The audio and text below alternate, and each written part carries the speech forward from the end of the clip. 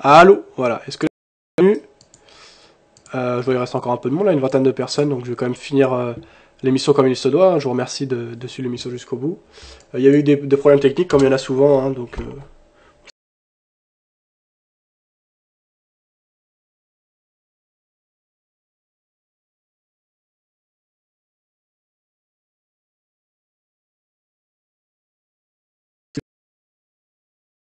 on a 11 points de profit, donc ça veut dire qu'on a 3 chances sur 4 d'aller chercher le take profit, et puis une chance sur 4 d'aller chercher le stop loss. On suivra ça dans le cas du suivi du compte. Là, je vais juste vous demander si c'est OK, si c'est revenu, et puis on va reprendre. J'étais en train de dire quelques petits trucs.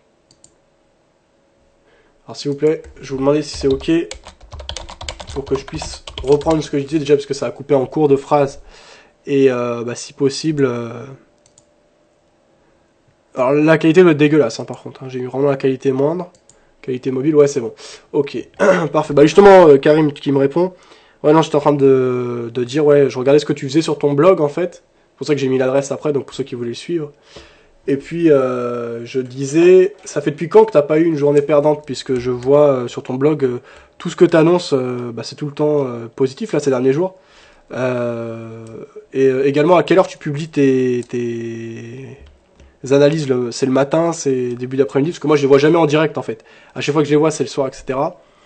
Voilà, puis après, je faisais un comparatif par rapport à Trading Central. Je disais, voilà, donc si vous êtes intéressé par le blog de Nicolas, vous pouvez le retrouver. Je vous ai mis le reste sur le chat. Je dis, il y a peu de choses. Alors, je sais pas si tu fais aussi de la formation, ou si tu fais des trucs un peu plus poussés au niveau des explications, ou si tu te concentres que sur les explications de tes trades, donc vraiment point d'entrée, point de vente. Et je disais, de toute façon, même si c'est ça, les résultats sont quand même intéressants, donc ça vaut le coup de s'y pencher. Voilà. Je regarde pour la dernière journée perdante. Ok, merci Nicolas. Les analyses, je les publie le soir. D'accord, ok. Pour le lendemain. D'accord, ok. Et donc là, tu vas la publier à quelle heure par exemple celle de ce soir, donc pour demain?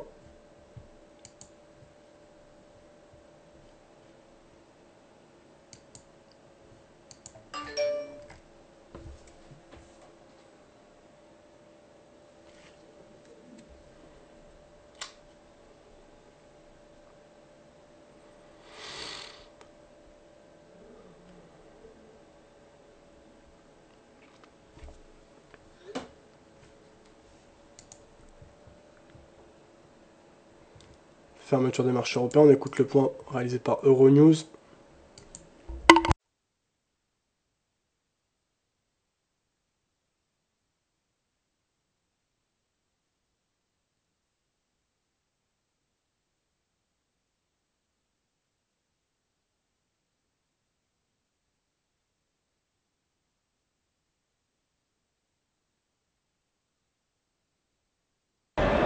Les marchés boursiers européens ont terminé dans le rouge la séance de mercredi. La publication de faibles résultats par les groupes cotés et la tension politique toujours présente en Italie et en Espagne n'incitent pas les investisseurs à prendre position, ou plutôt les rend très nerveux, ce qui est différent. C'est ce qui explique que l'indice européen de volatilité de l'Eurostoxx 50 a atteint mercredi après-midi un plus haut de 2 mois et demi. L'indice CAC 40 à Paris a chuté de 1,4%, la plus forte baisse des indices d'Europe occidentale. Parmi les plus forts replis, on trouve les valeurs bancaires, Crédit Agricole et Société Générale, moins 3,5%. Le titre BNP Paribas recule de 2,5%.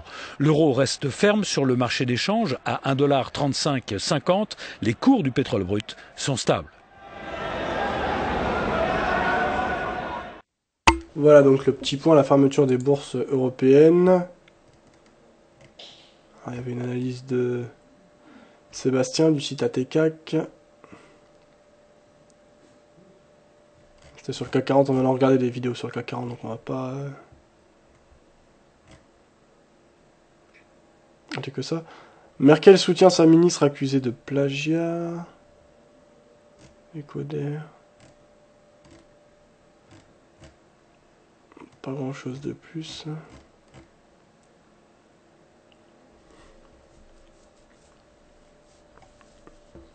Les enjeux du mois de février aux États-Unis. On va écouter ça rapidement. Mois de février qui sera chargé.